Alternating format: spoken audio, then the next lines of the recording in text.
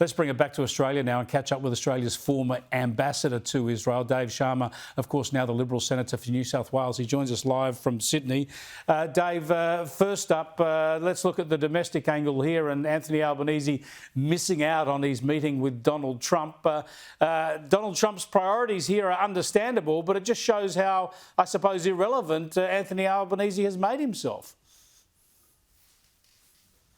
I think this has been an abject failure of Australian diplomacy, Chris. I mean, yes, it's understandable President Trump has had to leave this meeting early and go back. He had a number of meetings, bilateral meetings with world leaders before he'd done so. But unlike every other world leader, or nearly every other world leader who's made their way to Washington over the past 6 months, whether it's the German Chancellor, the French President, the UK Prime Minister, the Japanese Prime Minister, the Jordanian King, any number of people, Anthony Albanese has not gone. He'd put betting everything on this meeting to try and get us out of punitive tariffs, to try and secure the AUKUS agreement, and now it hasn't happened, and we're left flat-footed. You know, this is terrible. Yeah, the point I made at the top of the program, though, is if you just looked at the issue of the moment, the Middle East crisis, and sure, the American-Australian relationship is going to thrive long-term. We've got deep people-to-people economic defence links, of course. But if Trump's looking at this issue where he needs friends, where he and Israel need friends and support, he'll be very well aware that Anthony Albanese and this government have signed up to sanctions against Israeli ministers, that we've refused to repudiate the ICC ruling against Benjamin Netanyahu and his defence minister, and we haven't even come out now strongly in support of Israel taking out Iran's nuclear facilities. But so in international diplomacy at the moment, Australia is of zero value to him. Look, we've made ourselves irrelevant, Chris, under Penny Wong and Anthony Albanese. When it comes to the Middle East, we've made ourselves irrelevant. I mean, you know, the first person that Penny Wong spoke to after this Israel-Iran conflict broke was the Iranian foreign minister, not the Israeli Prime Minister, not other allies, as far as I'm aware, the Iranian foreign minister. I mean, what sort of a situation are we in? This is part of the Labor Party's obsession with process over outcome, if you like.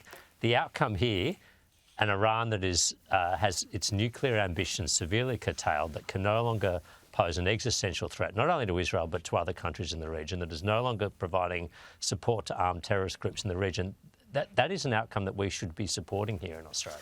Well, this is the point, right? This is ongoing. A lot's going to unfold in coming days, but Australia, all hope is not lost. Now, of course, we don't have to do anything physically. This is the beauty here. It's just about our diplomacy and our positioning. We do actually have an embassy in Tehran, but surely Anthony Albanese has to place on the record Australia's clear support for Israel in attacking these nuclear facilities and demand that Iran repudiate them, dismantle them, and abandon those aspirations. Surely that statement could be made today. It's not too late.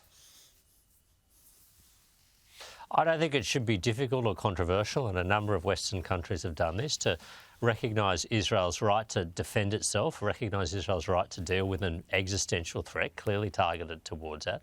And if you want to encourage diplomacy and negotiation, encourage the Iranians to abide by numerous UN Security Council resolutions, abandon their nuclear weapon and enrichment programs, forswear continued support to armed terrorist groups. These are all the things that the US had asked for in negotiations with Iran, bilateral negotiations, that Iran was simply unwilling to give up. So if you want to focus on diplomacy and dialogue, and there's nothing wrong with that, focus on where the problem and where the obstacle has been here.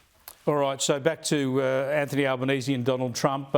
When does he next get a chance to meet with the president? Does he offer to fly back through Washington, or does he just have to look at something further down the track? Well, look, I think this is what the embassy and our ambassador needs to be scrambling to figure out now. I mean, as I said, they bet the house on a bilateral meeting happening at a multilateral meeting in a pull aside. That's always a risky endeavour. I mean, you never want to have the first substantive interaction in a close relationship like this in the margins of a multilateral meeting. That's just bad practice. And you know how this would have gone. Trump would have said, I need to get back to Washington. He consults his staff. He says, what else have we got on? They say the Australian Prime Minister, and they all say, well, look, we can probably skip that one. It's not that important compared to the issues we're dealing with right now because we've made ourselves irrelevant on the Middle East. So I think Anthony Albanese needs to find and book in a time to be visiting the White House as soon as possible. Thanks for joining us, Dave. Appreciate it.